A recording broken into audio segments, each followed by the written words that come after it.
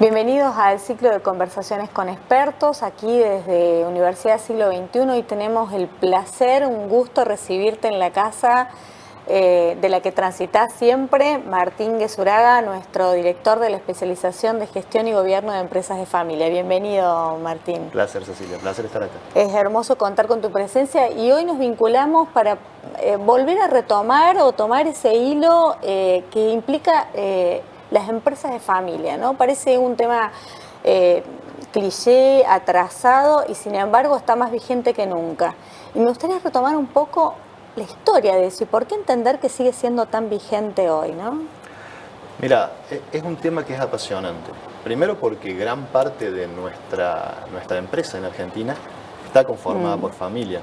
Entonces, de hecho, como sector, como individuo, como industria, como empresa, son actores relevantes.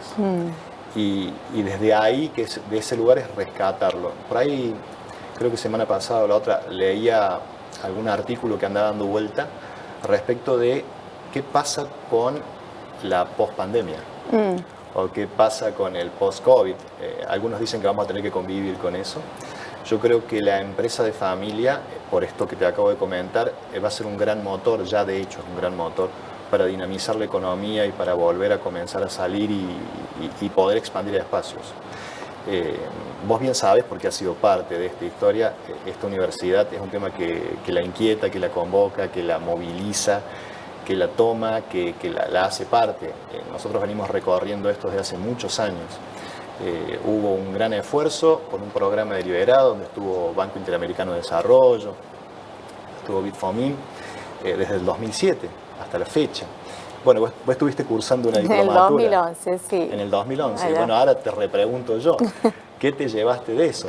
Y la verdad que tuve la gran fortuna de integrar todo lo que implica acompañar el entorno de la empresa familiar. Generalmente cuando uno se acerca a la empresa familiar desde una disciplina en particular, con un rol de consultor, no necesariamente tiene integrado el conocimiento, necesita como pedazos de consultores, ¿no es cierto?, para poderla abordar en toda su complejidad, sobre todo en el ámbito relacional y poner de pie esas relaciones al servicio de la gestión y por supuesto del gobierno. Y hacer ese programa me permitió integrar conocimientos y reunir las intervenciones de estos consultores especializados, que a veces uno necesita un batallón y que a veces no es posible de costear en la empresa familiar. Pero generar esa mirada sistémica, poder acompañar a la organización desde ese lugar más integrado, mirando la gestión, mirando su gobierno, mirando las relaciones humanas, mirando la estrategia, todo eso me lo otorgó como mirada integral ese producto. En ese programa. Mira, yo estaba, justo cuando ibas hablando, iba haciendo memoria un poco de 2007 para acá. Números tal vez que me acuerde, pero se hicieron 300 protocolos de familia, se sensibilizó a 5.000 empresarios, se formaron consultores de empresas de familia, yo fui uno de ellos, conocí a un montón de colegas que siguen ejerciendo de esa actividad. Fue la primera propuesta que hizo la universidad respecto de una diplomatura con esta mirada que vos trajiste y que es tan significativa, esta mirada sistémica, ¿sí? Este aporte sistémico. Y después la universidad siguió recorriendo. Fíjate que hoy en la propuesta tenemos pregrado con tecnicatura, tenemos grado con lo que es materias sellos que intervienen en muchas de las carreras que tenemos nosotros acá en la universidad, como una materia puntual de empresas de familia, y obviamente que tenemos en el posgrado la especialización, ¿no es cierto? Totalmente. Que convoca en esta trayectoria. Y retomando esto, yo tengo una pregunta. Con todo lo que ha pasado en el mundo, y ¿qué es familia hoy? ¿Qué es familia? ¿Y qué es una empresa de familia, no? Hoy, ¿no? Que no es lo mismo que hace 2 décadas atrás. Totalmente. Son como disparadores diferentes, ¿no? Uno es, hay un lugar común cuando vos hablas en el mercado, empresa de familia símil dolor de cabeza, ¿sí? O algo por el estilo. Se pueden decir muchas cosas más que no las voy a traer a este espacio, claramente. Totalmente. Pero, perdón, disculpen, me distraje ahí. Entonces, una cosa es esta distinción para mí es clave, porque para mí empresa de familia es oportunidad, no es dolor de cabeza. Esto para mí es significativo. Segundo, empresa de familia es algo diferente de escala.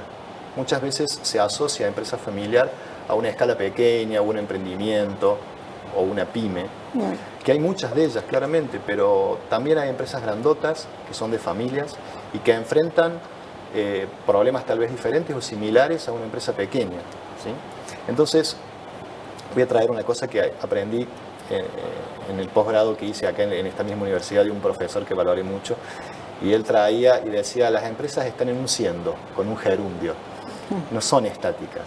Entonces ese siendo, están siendo pymes, están siendo están siendo grandes, ¿sí? Entonces no es una cuestión de escala. Es una cuestión de composición que tiene que ver con el capital accionario, que tiene que ver con el gobierno o el ejercer el poder adentro de la compañía, ¿sí? Entonces, y después la otra lógica que tiene que ver con las metas posibles, que no necesariamente tiene que ver solamente con rentabilidad, sino que tiene que ver con vínculos. Con vínculos. Y cuidados de vínculos. Y acá aparece otra lógica que tiene que ver con la trascendencia, que tiene que ver con el legado, que tiene que ver con la transmisión de valores, que tiene que ver con que pase de generación a generación. Y eso las hace tan lindas también, ¿sí? Y después el otro tema que vos traes, el tema de familia. Lo que ha cambiado y lo que sigue cambiando el concepto de familia.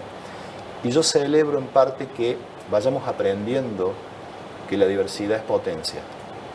Que la diversidad es algo que es un insumo clave si lo abrazamos para tener empresas más frescas, para tener empresas más innovadoras, para tener directorios inclusive más potentes. El espacio de la mujer es clave en ese lugar. Y en estas conversaciones, estas familias que se van conformando de manera diferente, traen conversaciones diferentes también a la problemática y el desarrollo de empresas de familia, con lo cual considero que sí, que está bueno y que hay que abordarlo. Me encanta eso. En esta realidad en donde venía esta revolución 4.0 de la transformación digital y que ha alcanzado a muchas empresas independientemente de si tienen origen familiar o no familiar y de su diversa envergadura, ¿no es cierto? Apareció la coyuntura COVID y pandemia, ¿no? Y seguramente el confinamiento, como decimos nosotros, el COVID más el confinamiento, la cuarentena, reconfiguró los vínculos. ¿Cuáles crees vos que son los desafíos que aparecen en temas vinculares cuando hablamos de empresas de familia? Yo creo que te doy una mirada sobre esto. Cambió nuestra forma de conectarnos con el trabajo.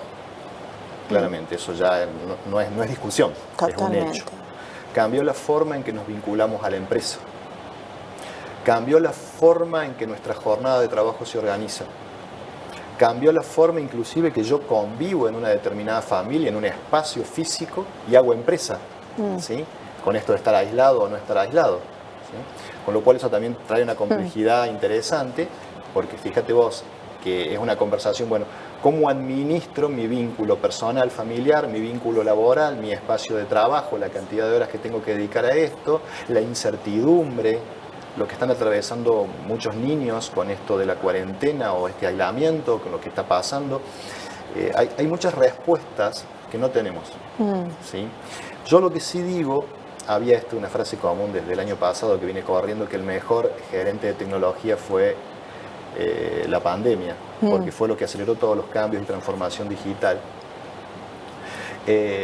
Independientemente de la empresa, independientemente de su condición, yo creo que hay algunas que han quedado muy disrupcionadas por esta pandemia y por cómo los gobiernos han enfrentado esta cuarentena, y hay otras empresas que han quedado en una posición excelente porque el sector no fue afectado, sino que aceleró. Hay empresas pequeñas hoy que han alcanzado otra escala porque estaban en el momento justo, en el lugar justo. Empresas que vendían, por ejemplo, tecnología. Totalmente. ¿Sí? Otras empresas que estaban en servicios la pasaron mal, ¿sí?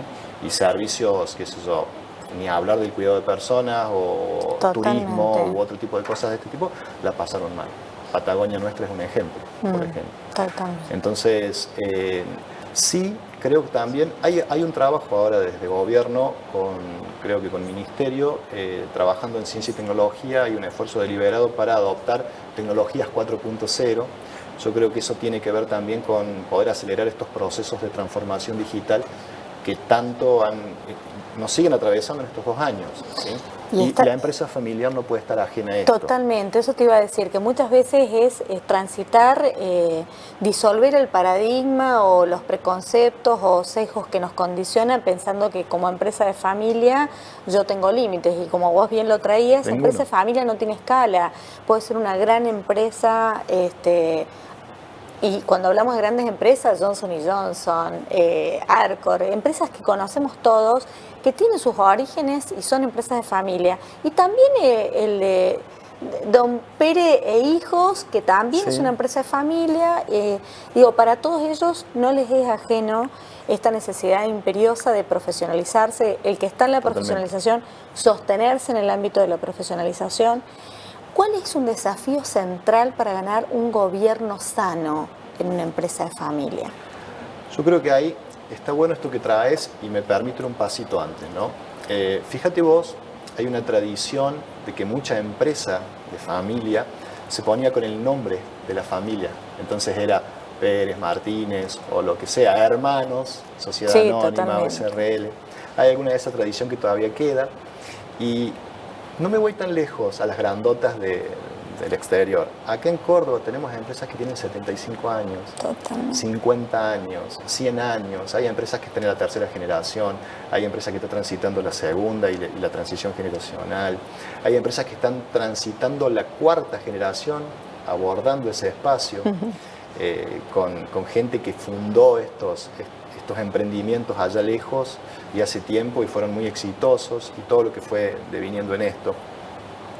Entonces, en ese espacio es donde traigo de vuelta esto que vos traes, es la profesionalización por un lado y el gobierno por el otro. La profesionalización muchas veces tiene que ver con la adopción de tecnologías, como hablamos recién, la estabilización de procesos, la incorporación de normas, cuestiones que tienen que ver con la forma en que regulo, lidero los vínculos y las relaciones personales adentro, tanto sea de colaboradores o de familia, y cómo tomo esos espacios, cómo intervengo. Por ejemplo, vos que venís de recursos humanos, también te voy a aprovechar, te voy a preguntar, bueno, una hermosa pregunta es cómo hago una evaluación de desempeño de un familiar. ¿Sí? ¿Tengo que ir con las generales de la ley, como con todos los colaboradores? No. ¿Qué decisión tomo? ¿Qué riesgos tengo en cada una de estas posibilidades? ¿Sí? Entonces todos estos espacios tienen que abordar con la profesionalización en sí misma, con la gestión financiera, con la gestión económica, con la toma de decisión, con la toma de decisión estratégica, con la formalización de todos estos procesos. Muchas veces hay muchas empresas que viven y habitan en el corazón, el alma y la mente de su dueño. Totalmente. Pero nadie más sabe claro. qué pasa con esa ¿Qué empresa? ¿Qué pasa? Exactamente. Entonces esta formalización, traer afuera, sacar esto para que se amplíe esta posibilidad de conversación en estos temas, ayuda mucho. Y esto también tiene que ver con el gobierno, que vos también preguntaste, esta otra distinción. Gobernanza o gobierno corporativo o gobierno de empresas de familia. ¿Cómo hago estos ámbitos de decisión? ¿Cómo formalizo estos ámbitos? ¿Cómo los profesionalizo también? ¿Qué requisitos pido para acceder a estos espacios de gobierno? ¿Sí? ¿Qué necesito que pase con quienes me siguen, con la generación que sigue, para que puedan acceder a estos lugares? ¿Qué necesita en contexto la compañía para profesional y dar una vuelta más en este ciclo? Son como muchas preguntas que te abren. Y abrazar que el proceso de profesionalización es un estilo continuo que no se acaba, porque como vos bien decías, voy a retomar un hilo que me gustó mucho, esto de que la empresa está siendo todo el tiempo empresa, las personas están siendo dentro de esa empresa, por lo tanto todo el tiempo están rediseñando y adaptándose a la demanda que viene, ¿no es cierto?, y cambiando. Entonces, en ese sentido, es abrazar un proceso de gestión profesional como un continuo, como un estilo de vida. Sí, mientras el gobierno merece ciertas pausas, ¿no es cierto?, y ciertas revisiones vinculares de alguna manera, y conectar también con el estilo de trascendencia, ellos sin detrimento de esta profesionalización que va a garantizar la sustentabilidad de la organización, ¿no?, de la empresa familiar. Y ahí aparecen distinciones, porque hay crisis típicas en las empresas de familia que tienen que ver con crisis de liderazgo. En un principio, cuando uno funda y después se suman los hijos, después crisis, esto es un cuadrito típico del libro, by the book, pero es, qué sé yo, el espacio de autonomía gerencial, es decir, bueno, cómo logro esa autonomía, esto de sacar la empresa de la persona para llevarlo a un cuadro gerencial, o espacios de control entre lo que es la propiedad y el control, la gestión, poder separar eso. Entonces, son todos caminos que van transitando de alguna u otra manera cada una de estas compañías que estábamos hablando, y eso hacen a su supervivencia y competitividad. Eso es clave para mí, porque de fondo siempre está esto. Este programa, vuelvo al inicio de la charla, que esta universidad abrazó y puso en región centro, estábamos hablando de esto, de supervivencia y competitividad. ¿Sí? O sea, totalmente. Por ahí siempre va. Es decir, bueno, ¿cómo aseguramos o cómo damos más herramientas o expandimos posibilidades para que estas empresas sean competitivas, estén en la punta del viento, como esto que decís vos, y a su vez sean sustentables y trascendentes? O sea, es fundamental. Esta es la conversación. Y sentirse parte de que la trascendencia no solamente tiene que ver con la organización en sí, que lo tiene, sino que además tiene un aporte de trascendencia social, económico-social de impacto. De pronto la pyme que se profesionaliza, que logra la sustentabilidad económica, trasciende las generaciones, también impacta en el modelo socioeconómico de una región, de un país. ¿Cómo lo ves? Voy a dar un ejemplo de una empresa que observé hace muchos años de esto, ya era política de la empresa, una empresa de familia, donde tomaba a todos los colaboradores que trabajaban en esa compañía, fíjate el impacto social, y les armaba un desarrollo personal para que puedan terminar su secundario. Mira. Y a sus hijos, quien quisiera acceder a la universidad, tendía puentes para que eso suceda. Entonces, fíjate vos el impacto en una sociedad. Hay empresas que se desarrollan en el interior de nuestra provincia, en nuestra Argentina en realidad, pero el impacto social que tienen en la comunidad es tremendo, tremendo. Entonces digo, no descuidar esto. Sí, creo que una de las cosas que yo reflexiono cuando miro la nobleza de la empresa de familia, que tiene que ver con la fuerza y la potencia que tienen sus vínculos, que son capaces de lograr cosas que a veces en otros modelos corporativos más tradicionales, no familiares, no siempre se logran, ¿no? Y esto no quiere decir que está libre de problemas, sino por el contrario, tiene otro tipo de problemas, ¿no? Pero también los tienen todas las relaciones y vínculos humanos. Yo siempre digo que en la empresa hay un término en inglés que es not about me, it's about us, o sea, es acerca de nosotros y no de mí solo. En la empresa familiar ese clima se vive con mucha fuerza y forma de alguna manera una plataforma muy importante cultural que es realmente capaz de trascender el ámbito familiar para modificar el entorno social y económico de una región.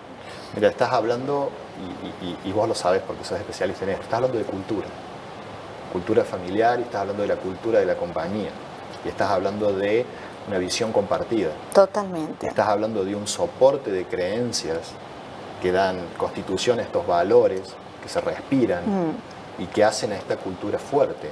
¿Sí? Sin lugar a dudas. Y bueno, nuestra Argentina está, o sea, nuestro país hay montones de ejemplos de este tipo.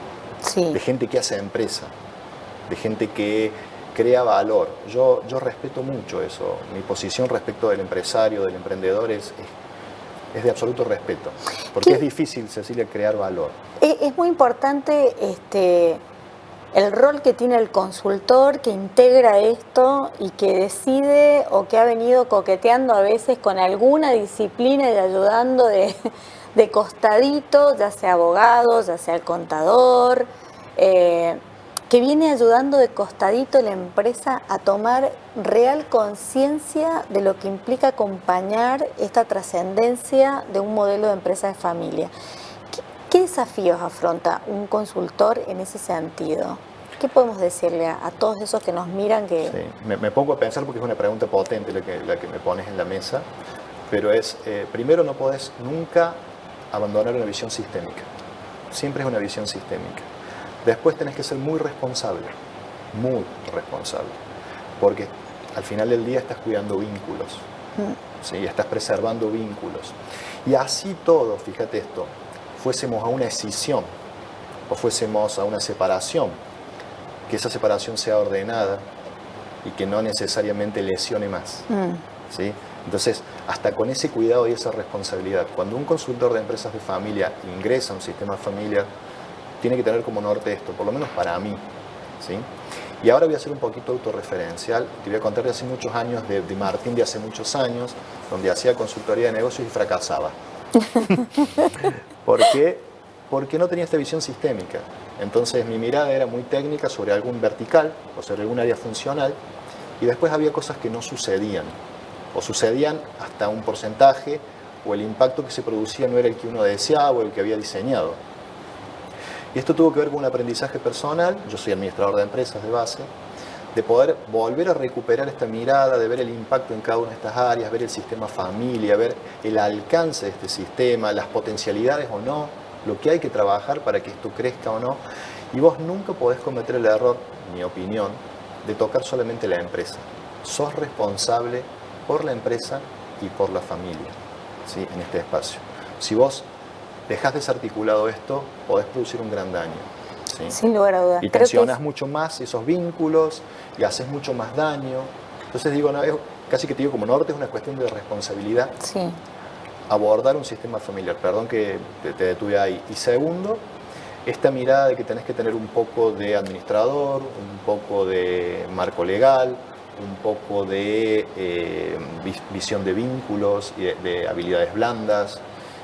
Y esto pareciera que fuese como, haciendo una analogía, como el médico ese generalista de familia, ¿sí? Y por ahí va un poco la cosa también, ¿no es cierto?, de poder mirar todo y poder entender y poder acompañar. Y también, creo que también es un gesto esto de la consultoría de familia, poder soltar cuando uno no tiene la especificidad técnica para acompañar en ese espacio de profesionalización. Es como la responsabilidad ética y la humildad ontológica que le digo yo siempre, de entender que yo todo no lo puedo, ¿no? Totalmente. Como consultor, y que no saco conejos de la galera, y sobre todo por el daño, tener sentido de consecuencia. Casi sería menester que para poder trabajar con las familias uno hiciera un recorrido formativo de lo que implica abordar la empresa y los vínculos tan particulares. Totalmente, totalmente. Entonces, por eso te digo, uno puede manejar muy bien la técnica, sí, puede entender la profesionalización. Muchísimas profesiones que se dedican al management o a la administración la abordan. Ahora, tenés que también entender y ser responsable por lo que eso genera en una persona, en una familia, en una red de vínculos, en las expectativas que ponen en la mesa, en sus sueños, en su posibilidad de continuar, en su trascendencia, en el cuidado de esos valores que tal vez un fundador puso en las manos. Totalmente. Y no son propiedades. Totalmente. No son activos, es mucho más que eso. Es mucho más que eso. ¿Cuál es uno de los desafíos más importantes que aborda un consultor cuando empieza a sentirse también parte de la familia? Porque a veces pasa, viste, que la familia abraza tanto al consultor de la empresa familiar que las expectativas que se crean también en términos vinculares con el consultor son importantes. Y de hecho hay algunos vínculos que quedan, sí, incluso después de haber organizado a la empresa, ¿no? ¿Cuál es, cómo dirime ese dilema el consultor de empresa de familia cuando comienza a sentirse atrapado vincularmente con la familia? Para no perder objetividad, para preservarse, para hacer un buen trabajo. Mira, vuelvo a lo que acabas de decir vos, esta responsabilidad ontológica y esto es ser responsable. Yo creo que tenés que ser muy profesional y tenés que saber dónde comienza tu actividad como consultor y dónde termina. No podés estar permanentemente ejerciendo de consultor, porque al final del día tu trabajo es entrar a un sistema, potenciarlo en lo que te toca, acompañarlo y después soltar para que ese sistema familiar y esa empresa sigan. Sí. ¿Sí? Distinto es que a vos te convoquen o te inviten dentro de lo que es el espacio de gobernanza o de gobierno a ser un director externo o aportar desde otro lado, ¿sí? Que ahí sí tenés una continuidad porque lo que es el órgano de gobierno directorio u otro tipo de lógicas. Pero en este sentido anterior de la profesionalización, yo creo que la responsabilidad ante todo, ¿sí? Te voy a contar una cosa que no tiene nada que ver, que pasó esta semana. Una persona, no voy a dar el nombre, fue al médico. Y el médico lo conoce de hace 80 años. Ambos tienen 82, 83. Son amigos de toda la vida. Sin embargo, fue al médico y el médico lo trató como paciente. Hermoso. Y lo cuidó y lo revisó y su consulta fue como médico. Hermoso. Y ese es el aprendizaje, ¿me entendés? Cuando uno siente que ya no puede ejercer en el rol que toca, no tiene que ejercerlo. Sin no sé si lugar te a sirve el dudas. ejemplo. Hermoso y me parece súper válido. Tenemos un montón de público conectado y me llegan algunas preguntas. Por ejemplo, que tienen más que ver con la especialización, ¿no? ¿Qué diferencia hay entre gestión y gobierno de empresas de familia? Bueno, conversamos un poco, pero lo traemos de vuelta, ¿no? Cuando vos hablas de gestión, de algún lugar, de alguna mirada lo llevas a este espacio de profesionalización, ¿no es cierto? Gestión financiera, gestión económica, gestión de recursos humanos, gestión de diversidad, gestión de customer experience, lo que vos quieras, Sí. gestionar y mejorar y trabajar sobre lo que es la arquitectura organizacional, la estructura, sueldo, composición, evaluación de desempeño, ¿sí? Gestión del cambio, tanto hablamos de esto, u otra herramienta, marco legal, ¿no? Y después tenés el otro espacio, que sí es el gobierno, que esto bien vos lo trajiste muy bien a la distinción de decir, bueno, esto es un poco, no es tan gerundio, no es tan siendo, sino que tiene algunas pautas, algunas reglas, alguna forma de gestionarse. La ley es muy clara en esto también, y hay muy buenas prácticas también de gobierno sugeridas por organismos internacionales que realmente son muy potentes. Y abrazarlas hace que la gestión estratégica, lo que es separar la propiedad del control, poder expandir las posibilidades de un directorio potente que pueda gestionar un C-level de gerentes, pero a su vez que tenga ese directorio que sea el contrapeso. Sí, ¿sí? Entonces, de eso hablamos cuando hablamos de gobierno.